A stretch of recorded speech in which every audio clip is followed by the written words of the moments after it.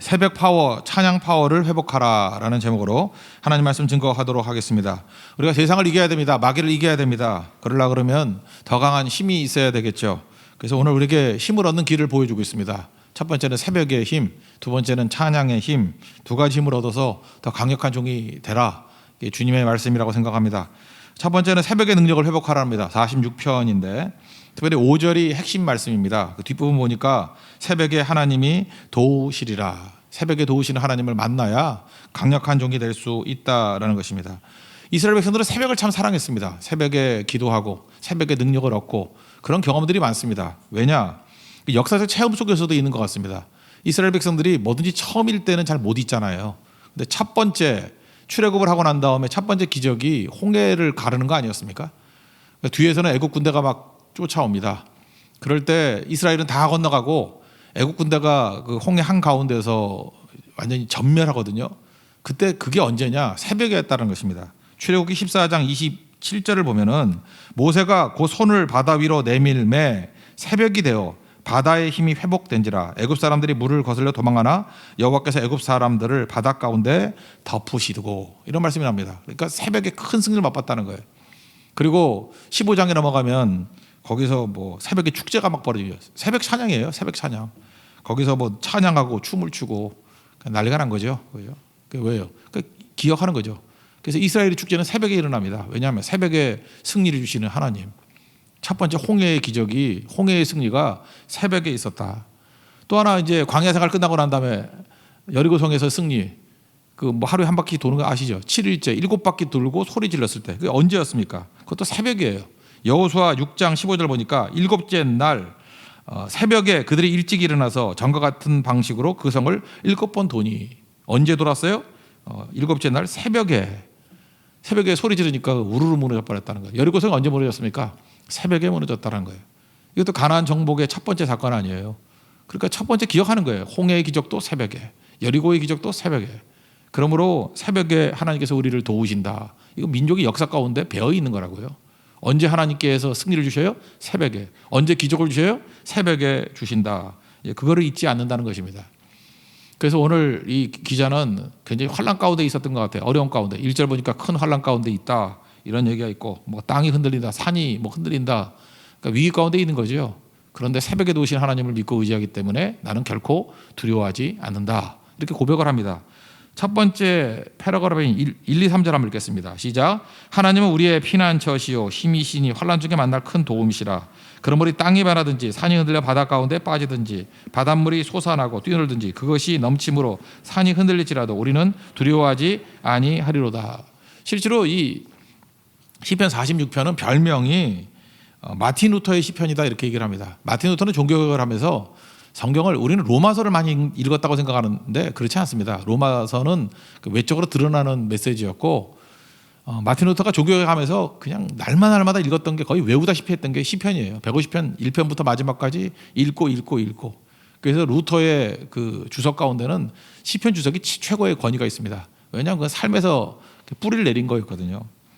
굉장히 어려움이 있었습니다. 카톨릭하고 싸우는데 카톨릭은 뭐죠? 지금으로 말하면 이 정부 플러스 독재 정권 플러스 뭐라 그래? 뭐 이슬람의 무슨 뭐 있잖아요. 그 뭐 지도자 뭐 그런 거 합쳐놓은 힘 뭐 그런 거였어요. 옛날에 캐톨릭이. 그래서 자기들 수 틀리면요 종교 재판 열어가지고 화형했다고 불로 태워주겠다고요. 그러니까 이게 만만한 게 아니죠. 뭐 감옥 정도 들어가는 게 정도가 아니라고요. 근데 거기와 맞서 싸우려 그러니 이 보통 겁나는 게 아니죠. 그 루터가 바라보니까 이거 엉터리거든요. 뭐 면제부 팔아가지고 그 동전 땡그라는 소리가 들면 연옥에서 천국으로 옮겨간다. 가족들 구원시킨다. 그래서 돈 긁어 모으고 그 베드로 성당 그 짓느라고요. 지금 그 로마에 있는 베드로 성당이 그렇게도 지은 겁니다. 그냥 사기쳐서 지은 거예요, 그거. 그죠? 그런 거 하니까 못 보겠잖아요. 그래서 자기가 소속된 게 비텐베르그 성당인데 그 앞에 95기제 갖다 붙였죠. 10월 31일입니다. 그 종교개혁일이에요. 10월 31일. 10월의 마지막 밤이 그 이용의 노래가 아니고 종교개혁일이에요. 종교개혁일. 왜 그랬을까요? 캐톨릭에서는요 11월 1일이 만성절이라 그래요. 성인들 뭐 추모하고 그러는 거. 사람들이 많이 모입니다. 그래서 만성절에 많은 사람들이 모이는 게 11월 1일이거든요. 그 저녁에 붙였어요. 그죠? 많은 사람 보라고. 그 예수님이 사람들 많이 모일 때가 6월절에 했잖아요. 그런 거예요. 그러니까 캐톨릭 국가에 있어서의 뭐 6월절 같은 그런 개념이에요. 사람 엄청 모였을 때 갖다 붙이고 그래서 소환당했죠. 보름수국회. 그래서 시간 좀 달라 그러고 또 다시 시간을 줬는데 굉장히 떨리는 거죠. 그때 타협을 제시했습니다. 너 지금이라도 아니라 그러면은 죽이진 않겠다. 없었던 걸로 하겠다. 워낙 그 루터가 지명도가 있으니까. 아니면은 뭐 죽이겠다는 얘기겠죠. 너무너무 떨려가지고 두려움에 사로잡혀서 타협을 할 것인가 막 밀려나고 그랬다라는 거예요. 그러다가 성경 다시 읽다가 시편 46편 이 말씀 읽다가 즉석에서 작곡 작사했대요. 작사는 뭐 성경 말씀이니까. 이게 그래서 우리가 볼 때는 좀 촌스러워 보이지만 이게 루터가 작곡한 거예요. 그죠? 내주는 강한 성이요. 거기 큰 환란 중에 도움이시라. 그 찬양 나오잖아요, 그죠?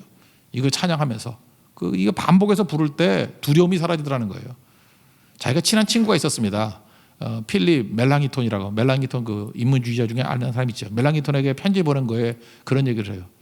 내 마음 가운데 이 찬양을 하고 계속 반복했을 때 마음에서 두려움이 사라졌다고, 마귀가 사라졌다고, 승리하게 된다고. 그러고 난 다음에 보름수국회 가가지고 뭐라 그래요? 그 뭐 압박이 있을 때 하나님, 내가 하나님 앞에 섰습니다. 나를 도와주십시오. 그리고 캐톨릭 엉터리다 그러고 나왔잖아요, 그죠? 그러고 난 다음에 많은 사람들이 그를 지지하고 도와주고 해서 종교개혁이 일어난 거예요. 종교개혁이 목숨 걸고 한 겁니다. 만만한 게 아니었다라는 거예요. 근데 그 큰 두려움 가운데서 큰 환란 중에 큰 도움 되시는 분이 누구냐? 주님 의지할 때 밤새도록 기도하고 새벽에 도우시는 하나님을 체험했던 게 사실은 이스라엘 전통뿐만 아니라 우리 종교개혁의 전통에도 있다라는 거예요. 루터가 시편 46편을 읽으면서 두려움이 사라지고 새 힘을 얻게 되었다는 것입니다. 여러분 삶 가운데 이렇게 눌리고 있는 타협해야 될 수밖에 없는 상황 속에서 하나님 붙들 수밖에 없는 그런 위기 상황에 놓여있다 그러면 오늘도 우리 루터의 이 기도 그리고 시편 46편의 기도를 통해서 용기를 얻고 두려움을 이길 수 있는 우리 하나님의 신실한 종 되기를 바랍니다.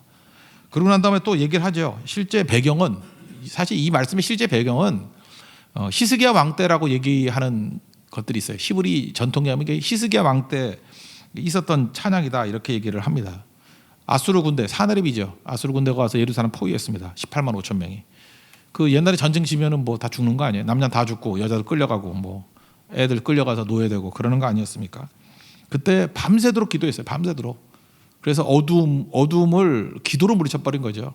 새벽이 되었을 때 열왕기 하 19장 35절 읽어드릴게요. 이 밤에 여호와의 사자가 나와서 아수르 진영에서 군사 18만 5천 명을 친지라. 아침에 일찍이 이게 새벽이에요. 일어나 보니 다 송장이 되었더라.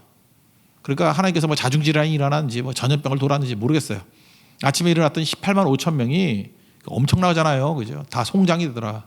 새벽의 승리죠. 이것도 새벽의 승리라고요. 이때를 배경으로 한 것이다. 이렇게 얘기를 합니다.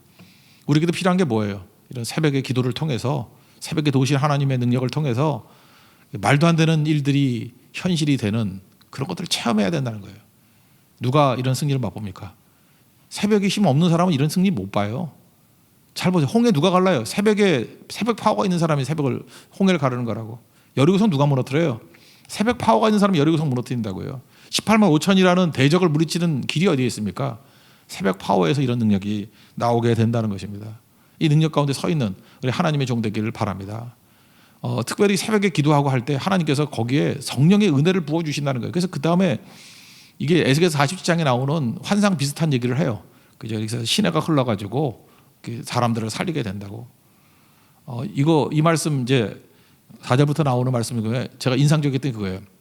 지금도 여러분들 성지순례 같은 데 가보면은 이스라엘 박물관 가거든요. 박물관에 특별히 어떤 제가 아는 목사님이 독특한 걸 하나 보고 오셨더라고요. 그 박물관 가서 뭐 되게 다 비슷비슷한 거 보고 오는데 이분만 독특한 걸 본 거예요. 내가 거기서 제일 큰 은혜를 받았던 게 뭐냐 하면은 거기 자세한 내용이 있더라고요. 조그만 글씨로. 영어로 써 있는데 잘 안 읽어서 그런 것 같아요. 시편 46편 4절의 말씀을 의지해서 어떤 사람이 유물이 발견됐대. 그게 뭐냐 그랬더니 광야에 그물이 있더래요. 그물이. 광야에 왜 그물이 있어요? 그럼 여러분 생각할 때 옛날에 거기가 강이었던가 보다. 그게 아니에요. 강이었던 적도 없는데 거기 그물이 있대요. 시편 46편 4절의 말씀을 진짜 믿고 내가 하나님을 믿고 의지하니까 하나님께서 이 광야에도 강물이 들어오게 만들어서 물고기를 잡을 것이다.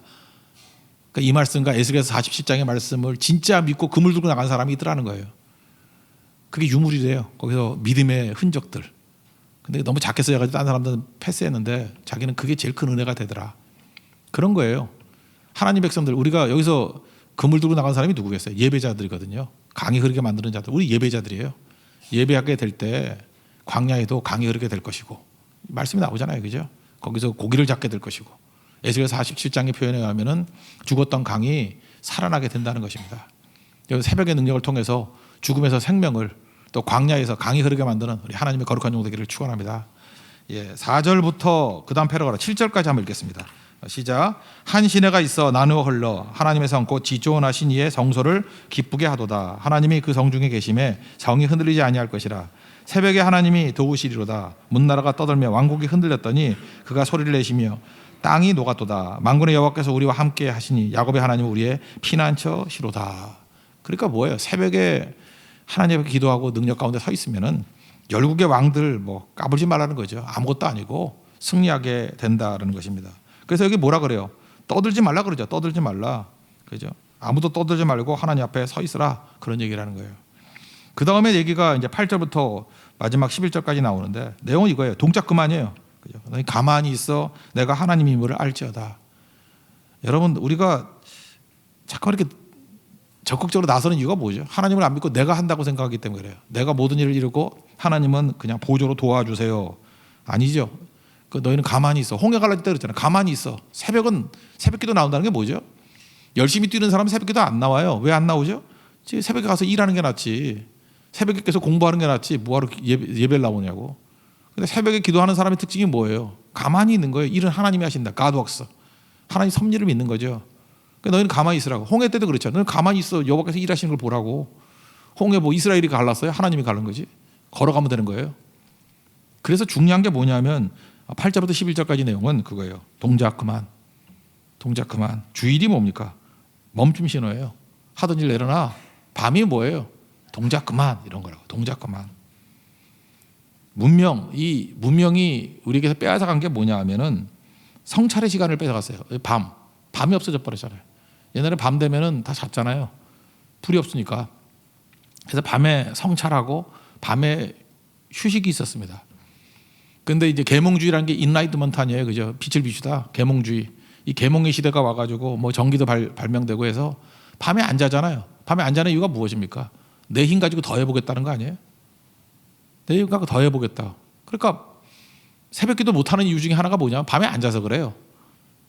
그러니까 새벽기도 안 하는 사람의 그 멘탈리티 잘 보면은 밤에 안 자는 이유가 뭐죠?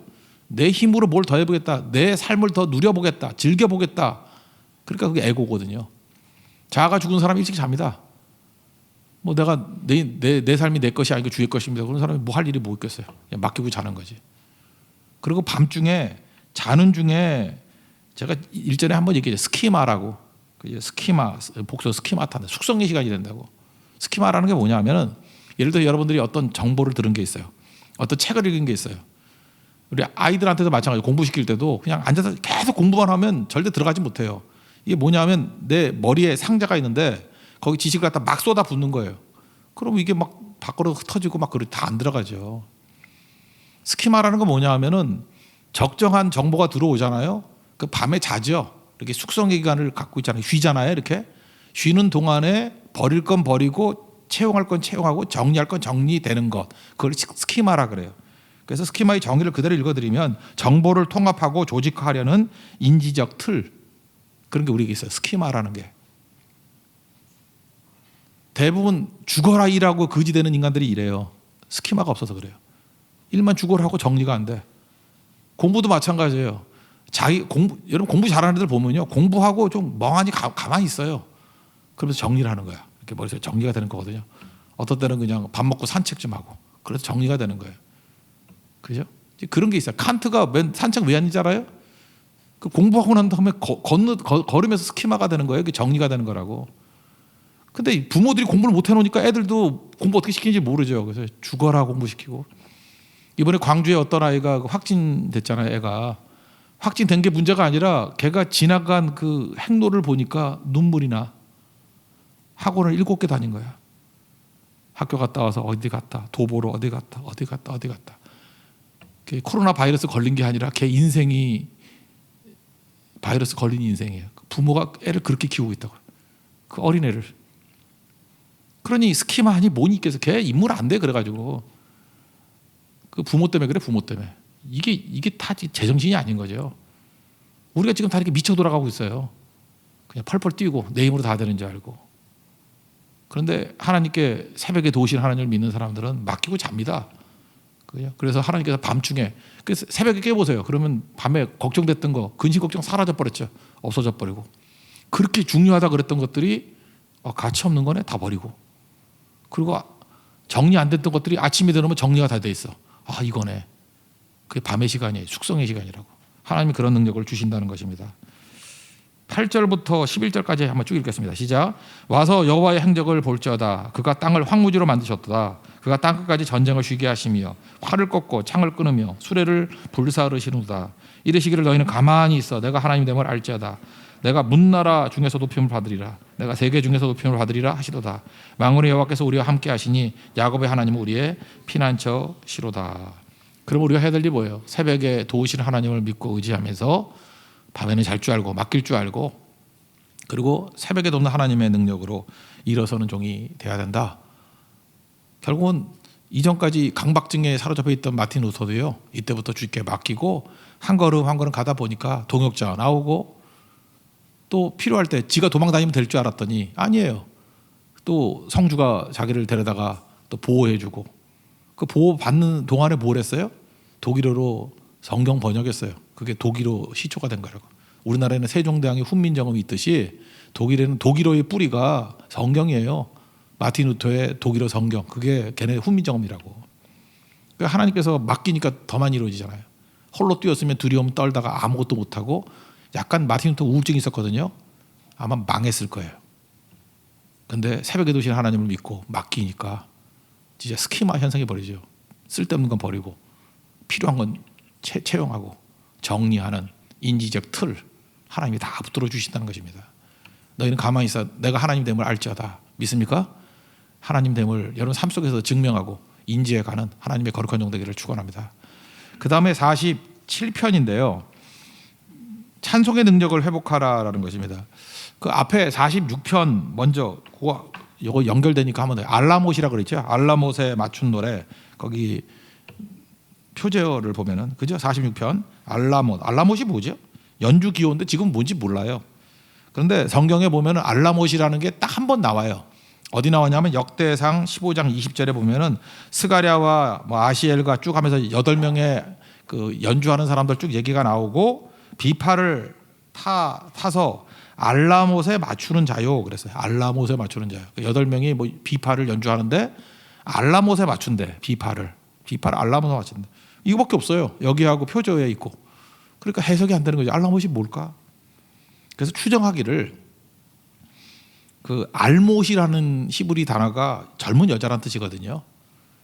그래서 많은 사람들이 추정하기를 아마도 여자 소프라노 소리에 맞춘 노래 아닐까 뭐 이렇게 얘기해요. 여자 소프라노. 그러니까 모차르트의 그 밤의 여왕 그런 거 있잖아요. 좀 나이 드신 분은 저 같은 사람은 키메라가 불렀던 노래 아시죠? 좀 젊은 사람은 조수미가 불렀던 거. 뭐 하는 거 있잖아요. 나 순간 같아. 그냥 무지 높은 거 그냥 막 이렇게 올라가는 거 있잖아요. 그거 밤의 여왕. 그러니까 그렇게 높은 여자의 알못이거든요. 거기에 맞춘 노래. 그러니까 이 시편 47편은 어떤 노래겠어요? 느낌이 46편은 그러니까 이게 굉장히 높은 노래겠죠. 뭐 이런 식으로. 그러니까 이스라엘 백성들이 이렇게 여러 가지 음표 기호들이 다 있었는데 지금 지나니까 이거 다 없어져 버렸어요. 잊어버려가지고 해석이 안 되는 거예요. 알라못이 뭔지 아마 이 정도가 아닐까 이런 생각이 들어요. 그러니까 47편에서 뭐예요? 그 정도로 이스라엘 백성들은 찬양이 자기 삶 속에 예배 속에 아주 중심 핵심으로 들어가 있었다는 것입니다. 특별히 47편에서 말하는 건 뭐냐면 왜 찬양하는지가 없어요. 그냥 하나님 존재를 찬양하는 거예요. 여러분 은혜라는 게 뭐예요? 하나님께서 우리에게 은혜 주실 때 이유 없이 주시는 거죠. 최고의 경지는 은혜거든요. 그러니까 이유 없이 주시는 거예요. 그러니까 우리도 최고의 경지는 뭐예요? 은혜의 찬양이에요. 은혜의 찬양이 뭐예요? 아무 이유 없이 드리는 찬양이에요. 뭐 해줬기 때문에 뭐 했기 때문에 그게 아니라 그럼에도 불구하고 그냥 이유 없이 하나님께 찬양하는 그런 모습이었다는 것입니다. 그래서 찬양의 힘이 얼마나 큰지 그것을 보여주고 있어요. 이스라엘 백성은 찬양하는 공동체다 그런 거죠. 1절 같은 데 보니까 손바닥을 치며 손뼉 치며 박수 치면서 했다 그러는데 여러분 찬송할 때 박수 치는 걸 이걸 무시하지 마십시오. 이게 되게 중요한 건데 이게 공식적인 의미예요. 박수 치는 예를 한번 들어본다 그러면 그 여호야다 제사장이 있었는데 그 아합의 딸 그 아달랴 이세벨의 딸 아달랴라는 그 악한 여자가 그 쿠데타 이렇게 가지고 지가 여자인데 왕 되고 그랬잖아요. 북쪽 이스라엘에. 그죠? 남쪽 이스라엘, 남쪽 유다에. 쫓아내버리고 요아스를 왕으로 세울 때 열왕기하 11장 12절 보니까 여호야다가 왕자를 인도하여 내어 세 가지 했어요. 왕관 씌우고 이거 외적인 거. 그 다음에 율법책을 주고 내적으로 말씀대로 살라. 그리고 기름 붓고 이거 영적인 거. 세 가지 왕관 외적, 율법책 주고 내적, 기름 붓고 이건 성령의 기름 붓고 이제 영적. 그렇게 했더니 무리가 박수 치면서 이스라엘 백성들이 박수 치면서 왕의 만세를 외쳤대요. 그리고 박수가 어떤 의미예요? 그렇습니다 하는 거예요. 그죠? 그렇습니다. 인정하는 거, 인정하는 거. 그래서 하나님 앞에 박수 치며 찬양하는 거 이게 되게 중요한 거예요. 하나님이 옳습니다. 그죠? 하나님이 우리 왕 되십니다 하고 박수 치면서 이게 굉장히 의미가 있다라는 거예요. 그래서 그냥 대충 그냥 하는 거 아니에요. 그래서 지금도 보면 이게 찬양 부르고 박수 치면서 하라 그러면은 대충 이렇게 뭐 북한에서 이렇게 박수 대충 치다가 죽은 사람이 있었죠. 예. 모르세요 그거? 장성택이라고. 그냥 우린 근데 죽진 않잖아요, 그죠? 예. 근데 죽음이라고 생각하면서 정신 차려야 된다고. 그죠? 박수 치는 거 하나님 맞습니다, 옳습니다 하고 하는 거. 전심으로 하는 뜻이 있고요. 특별히 우리는 그래요. 사무엘한테 배웠죠. 기도하기를 쉬는 죄를 범치 않기를 원합니다. 사무엘상 12장 23절. 근데 찬송하기를 쉬는 죄 이것도 죄인지를 몰라요. 성도는 찬송해야 됩니다. 다른 종교에 비해서요. 기독교는 기도는 다 있잖아 어디나. 불교도 기도 있고 뭐 이슬람도 기도 있고 기도 없는 데가 있어. 근데 찬양만은 기독교의 유일한 거예요. 어떤 사람 그래요. 찬불가 있다고. 그거 우리한테 베낀 거예요. 불교에 무슨 찬불가가 어디 있었어? 조선시대 때 찬불가 부르는 거 봤어요? 거기는 불경밖에 없어요. 불경밖에. 그 최근에 들어와 가지고 그 기독교 그 불교의 기독교화예요. 불교의 기독교화. 그래서 찬불가 여름 성경학과에서 여름 불교학교 이렇게 다 따라한다고 알아요? 그거 원래 없어요. 찬불가가 어디서 찬불가가. 찬양은 완전히 이건 기독교 유일한 거예요. 이슬람이 찬양이 있어요? 없어요. 뭐 이런 거밖에 없어요. 그죠? 우리 찬양은 우리밖에 없다고. 그래서 찬송이 강해야 돼요. 찬송에서 하나님의 능력이 드러난다는 거예요. 2절 보니까 여기서 찬송할 때 어떻게 찬송해요? 지존하신, 그래 지존하신 여호와여. 아까 했지만 엘리온 그랬죠. 이게 어디서 처음 나오냐? 창세기 14장에 나오는데 멜기세덱에게 이렇게 11조 바치는 게 나오죠. 그때 지극히 높으신 하나님이여 아브라함에게 복을 주소서 뭐 이런 게 나와요. 멜기세덱이 지극히 높으신 할 때 지극히 높다라고 할 때 이게 엘리온이에요. 엘리온 지극히 높으신 하나님 엘리온. 이거 엘리온이 나올 때 전부 다 전쟁의 승리예요. 전쟁의 승리를 주신 하나님. 이 엘리온이 또 언제 나오냐? 그 찬송할 때 하나님께 승리 주시나요? 전쟁의 승리 주신다는 거예요. 역대하 20장 여호사밧이 그 뭐 모압과 암몬 연합군 쳐들어왔을 때 성가대 앞에 세우고 찬송 불렀더니 멸했던 거 있죠. 그때도 지극히 높으신 하나님 그게 나와요. 엘리온이 나올 때는 다 승리하는 거예요. 찬송 부를 때 승리했을 때를 엘리온이라고 그래요. 엘리온. 똑같은 게 우리 신약에도 한번 나오지 않습니까? 마태복음 사도행전 16장 25절. 빌립보 감옥에 바울과 실라가 갇혔을 때 뭐 이유 모르잖아요. 기도하고 찬송하며 죄에서 듣더라. 이게 지극히 높으신 하나님을 찬송할 때 전쟁의 하나님이 오셔서 하나님이 진짜 작사를 내버려요. 옥문도 열어버리고. 그래서 빌립보 교회가 세워지게 된 계기가 되지 않아요? 찬양이 준비 찬양 이런 거 아니에요. 찬양 자체가 예배의 중요한 요소고 기도만큼 중요합니다. 기도만큼. 새벽의 힘, 새벽 기도잖아요. 찬양의 힘, 찬양에도 똑같은 힘이 있다라는 거예요. 그래서 시편 22편에 보면 찬송 중에 거하시는 주여 그러잖아요. 찬송할 때 임재가 있어요. 주님의 임재가. 그래서 우리 세교회 성도들 찬송할 때도 좀 생명 걸고 찬송하고, 그죠? 힘있게 찬송하고, 박수치며 찬양하고, 또 춤추며 찬양이 나오잖아요. 춤추며 찬양하고. 이게 다 성경적인 거예요. 뭐 이 교회는 맨날 율동만 하고 이 교회는 맨날 박수만 치고 그런다는데 성경에 근거가 있다니까요, 그죠?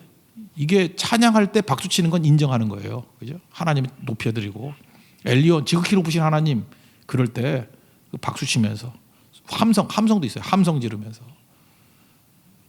오늘 그런 의미에서 이 배경을 알고 1절부터 9절까지 한번 마지막 읽고 마치겠습니다. 시작. 너희 만민들아 손바닥을 치고 즐거운 소리로 하나님께 외칠지어다. 지존하신 여호와는 두려우시고 온 땅의 큰 왕이 되심이로다. 여호와께서 만민을 우리에게 나라들을 우리 발 아래에 복종하게 하시며 우리를 위하여 기업을 택하신 하나님 곧 사랑하신 야곱의 영화로다. 하나님께서 즐거운 함성 중에 올라가시며 여호와께서 나팔 소리 중에 올라가시도다. 찬송하라 하나님을 찬송하라 찬송하라 우리 왕을 찬송하라. 하나님은 온 땅의 왕이시며 지혜이시로 찬송할지어다. 하나님의 우백성을 다스리시며 하나님이 그의 거룩한 보좌에 앉으셨도다. 문나라의 고관들이 모이며 아브라함의 하나님의 백성이 되도다. 세상의 모든 방패는 하나님의 것이며 그는 높임을 받으시리로다. 이게 마지막도 엘리온 전쟁의 하나님 높임을 받으신다. 찬양의 힘으로 승리하는 하나님 종되기를 축원합니다. 자리에서 일어나겠습니다. 기도를 멈추지 마라 찬양하겠습니다. 새벽의 힘과 찬양의 힘을 허락해달라고 기도하는 마음으로 찬양하겠습니다.